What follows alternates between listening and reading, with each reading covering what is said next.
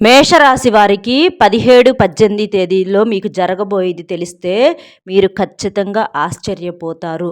మేషరాశి వారికి నక్కతోక తొక్కినట్లుగా అదృష్టం అనేది పట్టి మీకు పట్టిందల్లా కూడా బంగారం అవ్వబోతుంది. ఈ 2 రోజుల్లో వచ్చేటప్పటికి మీరు ముఖ్యమైనటువంటి 2 శుభవార్తలు వింటారు. ఆ శుభవార్తలు ఖచ్చితంగా మీ జీవితంలో ఆ 2 రోజుల్లో తప్పకుండా జరుగుతాయి. కావాలంటే మీరు చూసుకోండి. ఈ మేషరాశి వాళ్ళు ఈ వీడియోలో మీ జీవితానికి సంబంధించినటువంటి విలువైనటువంటి సమాచారాన్ని తెలుసుకోబోతున్నారు. వీడియోని మీరు ఒక్క 10 నిమిషాలు ఎక్కడ స్కిప్ చేయకుండా పూర్తిగా చూస్తే ఈ వీడియో వల్ల మీకు ఉపయోగమే కానీ ఎటువంటి నష్టము కూడా ఉండదు. అది మీరు గమనించండి. కాబట్టి వీడియోలోకి వెళదాము. ఈ మేషరాశి వాళ్ళది వచ్చేటప్పటికి రాశి పరంగా మొట్టమొదటి రాశి. ఈ రాశికి అధిపతి కుజుడు. ఈ మేషరాశి వాళ్ళది రాశిలో ఎలాగైతే మొట్టమొదటి రాశి చక్రంలో, అలాగే ఈ ఉన్న రాశులు అందరిలో కల్లా ఈ మేషరాశి వాళ్ళది చాలా చాలా మంచి మనస్తత్వం అండి. చాలా గొప్ప మనస్తత్వం అని చెప్పుకోవచ్చు. మేషము అంటే మేక అంటే అది ఎంత అమాయకంగా, ఎంత మంచిగా, కాస్త ప్రేమ చూపిస్తే అది ఎంతగానో మనకి విశ్వాసంగా మన చుట్టూత తిరుగుతూ ఉంటుంది. అంత ప్రేమగా ఉంటుంది. కానీ అటువంటి మేకని జనం ఏం చేస్తారు, దాని మంచితనానికి జరిగేటటువంటి, దానికి పడేటటువంటి శిక్ష ఏంటనేది మనందరికీ తెలిసినటువంటి విషయమే. అలాగే ఈ మేషరాశి వాళ్ళు కూడా మేక ఎంత అమాయకంగా, ఎంత మంచిగా ఉంటుందో వీరు కూడా జనంతో అంటే కాస్త ప్రేమగా మాట్లాడినా, కాస్త అభిమానంగా పలకరించినా కూడా అంత అభిమానంగా ఉంటూ ఉంటారు. అంటే అంత ప్రేమను చూపిస్తూ ఉంటారు. దానికి ప్రతిఫలంగా వీరికి కూడా శిక్షలు గట్టిగానే పడతాయని చెప్పుకోవచ్చు. అంటే మేకకు మంచితనానికి ఎటువంటి శిక్ష అయితే పడుతుందో, అలాగే ఈ మేషరాశిలో ఉన్నటువంటి వ్యక్తులకి వారు చూపించేటటువంటి మంచితనానికి కానీ, వారు చూపించేటటువంటి ప్రేమ అభిమానాలకు కానీ వారికి జనం తరపు నుంచి బాధ, కష్టాలు, కన్నీళ్ళు, అంటే వారు పెట్టేటటువంటి ఇబ్బందులు మాత్రమే ఎదురవుతూ ఉంటాయి అన్నమాట. ఎవ్వరూ కూడా వీరిని అంటే వీరి వల్ల మనం బాగుపడ్డాము, వీరి వల్ల మనకు కాస్తో కూస్తో మంచి జరిగింది అని చెప్పేసేసి వీరిని ఎవ్వరూ ఎక్కడా కూడా మంచిగా మాట్లాడటం కానీ ఏదీ ఉండదు. వీరి ముందు ఒక రకంగా, వీరు వెనక తిరగంగానే ఇంకొక రకంగా, అంటే చెడుగా మాట్లాడుకుంటూ ఉంటారనమాట. వీరు చేసేటటువంటి ప్రతి మంచిలో కూడా చెడు వెతికి, ప్రతి మాటలో కూడా పెడార్థాలు తీసి వీరిని చాలా అవమానిస్తూ, మానసికంగా బాధ పెడుతూ, అది ఒక్కొక్కసారి కుటుంబ సభ్యులు కూడా అవ్వచ్చు అనమాట. అట్లా వీళ్ళకేంటంటే ఎటు చూసుకున్నా కూడా బాధలు, కష్టాలు, కన్నీళ్ళు మాత్రమే మిగులుతాయి. వీరి మంచితనానికి ఏంటంటే దానికి ప్రతిఫలం వీరికి కష్టాలు, కన్నీళ్ళు. కాబట్టి ఈ మేషరాశి వాళ్ళు ఎవరు ఎన్నన్నా చేసినా కూడా వీరి మంచితనం అనేది వీరికి ఎప్పుడూ కూడా మంచే జరిగేటట్లుగా చేస్తుంది. అంటే ఎప్పుడైనా సరే కాయలున్న చెట్టుకే రాళ్ళ దెబ్బలు అన్నట్లుగా మంచి వాళ్ళకి శిక్షలు పడుతూనే ఉంటాయి. కానీ ఆ దేవుడి యొక్క నిండు ఆశీర్వాదాలు వీరికి ఉంటూ ఉంటాయన్నమాట. దానివల్ల చాలా వరకు కూడా వీళ్ళు ప్రమాదాలు అవ్వచ్చు, చాలా వరకు సమస్యల నుంచి బయటపడుతున్నారని చెప్పేసి చెప్పుకోవచ్చు. వీరి మంచితనము జనానికి, వీరిని ఎవరైతే ఇబ్బంది పెట్టారో, ఎవరైతే ఏడిపించారో వారికి నిదానంగా అర్థమయ్యేటటువంటి అవకాశం అనేది ఉంటుంది. కాబట్టి ఈ మేషరాశి వాళ్ళు ఎవ్వరిని మీరు నోరు తెరిచి ఏమీ అనవద్దు. అంటే వీరు ఎంత ఓర్పుగా ఉన్నప్పటికీ వీరి ఓర్పుని పరీక్షిస్తారనమాట ఎదుటి వాళ్ళు. ఆ పరీక్షించి వీరిని రెచ్చగొట్టి వీరికి బాగా కోపం వచ్చేటట్లుగా చేసి, లేకపోతే వీరంతటా వీరికి అసలు కోపం రాదు, ఎట్టి పరిస్థితుల్లో కూడా రాదు. కానీ అవతల వారు ఏంటంటే బాగా ఇబ్బంది పెట్టి వీరిని కావాలని రెచ్చగొట్టినప్పుడు ఒక్కొక్కసారి వీరికి కోపం రావటం అనేది జరుగుతుంది. కానీ వీరు మళ్ళీ కోపం వచ్చి అరిచినప్పుడు వీడు మమ్మల్ని అరిచాడు, లేకపోతే ఆమె మమ్మల్ని అరిచింది అని చెప్పేసేసి ఆ రెచ్చగొట్టిన వాళ్ళే మళ్ళీ వీరు కోపంతో అరిచినప్పుడు వీరి మీద వ్యక్తిగతంగా పగలు, ద్వేషాలు పెంచుకొని వీరిని మళ్ళీ రకరకాలుగా ఇబ్బంది పెట్టేటటువంటి అవకాశాలు అనేవి ఉంటాయి. కాబట్టి ఇక్కడ మీరు చేయాల్సిన పని ఏంటి అనంటే, జనంతో మీరు తక్కువగా మాట్లాడటం అనేది చెయ్యాలి. అంటే కాస్త మంచిగా మాట్లాడారు అని అనంగానే ఆ ఒత్తొత్త ప్రేమల్ని మీరు నిజమైనటువంటి ప్రేమలుగా అలా ఆలోచించుకొని వారితో ప్రతి విషయాన్ని పంచుకోవటము. అది ఇంట్లో విషయం అవ్వచ్చు, బయట విషయం అవ్వచ్చు, భార్య గురించి అవ్వచ్చు, భర్త గురించి కానీ లేదా పిల్లల గురించి కానీ లేదా కుటుంబంలో ఏదన్నా ఆస్తి గొడవలు లేదా ఏదన్నా ప్రేమ సమస్యలు ఇలాంటివి ఏదైనా ఉంటే మీరు ప్రతి విషయాన్ని కూడా మీరు స్నేహితులతో ఇట్లా కొంతమందితో బంధువులతో కానీ అలా పంచుకోవటం వల్ల ఏంటంటే దానివల్ల మీరు ఇబ్బంది పడేటటువంటి అవకాశం అనేది ఉంటుంది. కాబట్టి ఎప్పుడూ కూడా ప్రతి విషయాన్ని కూడా ఎవ్వరికీ చెప్పొద్దు. అసలు జనంతో ఎక్కువగా మీరు మాట్లాడమాకండి. జనంతో మాటలు పూర్తిగా తగ్గించేసేయాలి. మీరు ఎంత తక్కువగా మాట్లాడితే మీకు సమస్యల సంఖ్య అనేది అంత తగ్గుతుందని చెప్పుకోవచ్చు అనమాట.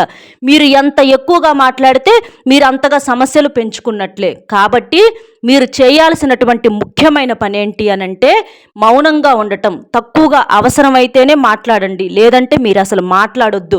ఏంటి మీరు మాట్లాడట్లేదు, ఇదివరకు తెగ మాట్లాడేవాళ్ళు ఇప్పుడేంటి మాటలు తగ్గించేశారు అని చెప్పేసేసి అదొక ఎగతాళిగా కూడా మాట్లాడతారు జనం ఏంటంటే ఎప్పుడు ఏదో ఒకటి వెతుకుతూనే ఉంటారండి. కాబట్టి అలాంటి వాళ్ళ మాటలు మనం పట్టించుకోకూడదు.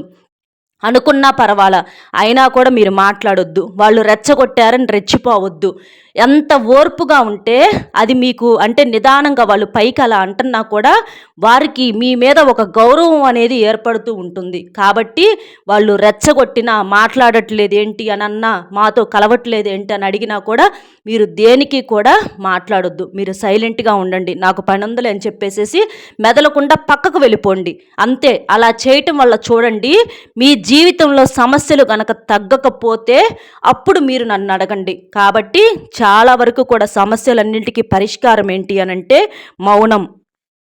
ఇంకా ఈ 2 రోజుల్లో మీరేంటంటే బాగా బిజీగా ఉంటారు. అంటే మీకు కనీసం తినటానికి కూడా టైం అనేది ఉండదనమాట.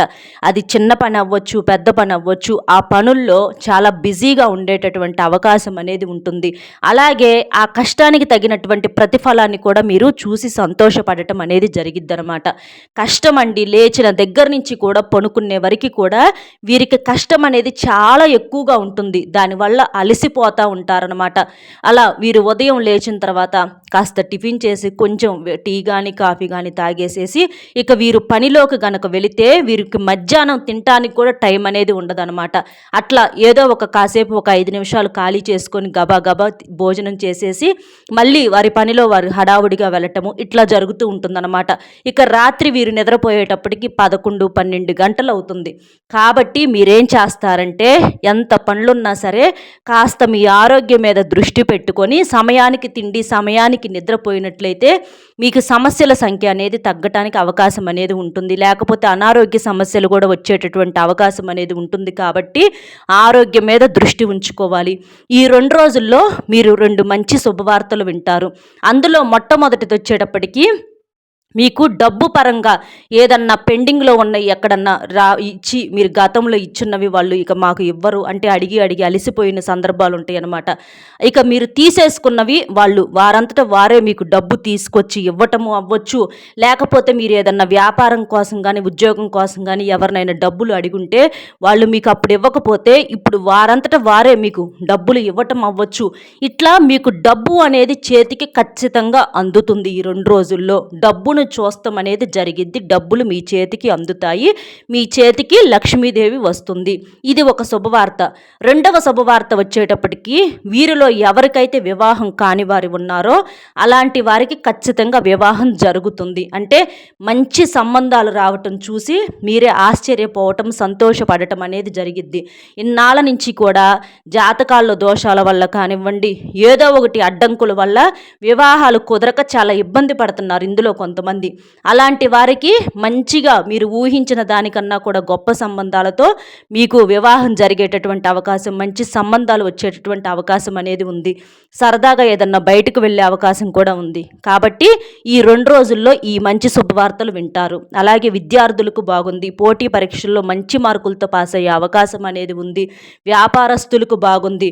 రాజకీయ నాయకులకు కూడా బ్రహ్మాండంగా ఉంది. గవర్నమెంట్ ఉద్యోగాల కోసం ఎదురు చూసే వాళ్ళకి మంచి ఉద్యోగ ఉద్యోగ అవకాశాలు ఉన్నాయి. సంతాన భాగ్యం అంటే సంతానం లేక బాధపడేవారు ఎవరైతే ఉన్నారో వారికి కూడా సంతానం ఖచ్చితంగా కలుగుతుంది. ఈ మేషరాశి వారు ఇంకా చాలా వరకు కూడా అదృష్టవంతులని చెప్పుకోవచ్చండి. ఎందుకంటే ఆ దేవుడి ఆశీర్వాదం వీరి మంచితనం వల్ల వీరి మీద పుష్కలంగా ఉంటుందని చెప్పుకోవచ్చు అనమాట. దానివల్ల చాలా వరకు కూడా వీరి సమస్యల సంఖ్య తగ్గి సంతోషంగా ఉండటానికి అవకాశం అనేది ఉంటుంది. గతంతో పోల్చుకుంటే చాలా వరకు కూడా వీరికి డబ్బుకు సంబంధించిన సమస్యలు తగ్గినాయి అని కూడా చెప్పుకోవచ్చు. అప్పులు ఇదివరకు ఏదన్నా ఉన్నా కూడా నిదానంగా తీర్చుకుంటూ ఉంటారనమాట. అలా చాలా వరకు కూడా మరి కోట్లకు కోట్లు లేకపోయినా కూడా డబ్బుకు సంబంధించిన సమస్యలు గతంతో పోల్చుకుంటే చాలా వరకు కూడా మెరుగుపడ్డాయని చెప్పుకోవచ్చు. ముందుగా చెప్పినట్లుగా స్నేహితులకు కానీ బంధువులతో కానీ ఫోనుల్లో కానీ కాస్త మాటలు అనేవి తగ్గించండి. పదే పదే ఫోన్లు కూడా చూడొద్దు. ఫ్రెండ్స్తో వాళ్ళతో వీళ్ళతో ఎవరితో అతిగా మాట్లాడొద్దు. మీ పని మీద మీరు శ్రద్ధ పెట్టండి. మీ జీవితం మీద మీరు దృష్టి ఉంచుకోండి. ఇలాంటి పనులు ముందు మనకి ఇబ్బందిగా ఉన్నా వీటి వల్లే మనం సుఖపడగలుగుతాము. కాబట్టి కష్టం వెనుక ఎప్పుడైనా సుఖం అనేది ఉంటుందని గుర్తుంచుకోండి. అర్థమైంది కదా మేషరాశి వారికి ఈ 2 రోజులు ఎలా ఉంటుంది అనేది. వీడియో నచ్చితే ఒక చిన్న లైక్ ఇచ్చి సపోర్ట్ చేయండి. అలాగే మీకు తెలిసిన మిత్రులకు కూడా షేర్ చేయండి. మొట్టమొదటిసారిగా మన ఛానల్ని ఎవరన్నా చూస్తున్నట్లయితే సబ్స్క్రైబ్ చేసుకొని పక్కనే ఉన్నటువంటి ఆల్ అనే బెల్ని క్లిక్ చేస్తే నేను ప్రతిరోజు పెట్టే వీడియో మీకు నోటిఫికేషన్ రూపంలో చేరుతుంది. దానివల్ల మీరు ఇంకా మీ జీవితానికి ఉపయోగపడే మరింత సమాచారాన్ని, గొప్ప గొప్ప విషయాలను తెలుసుకోగలుగుతారు.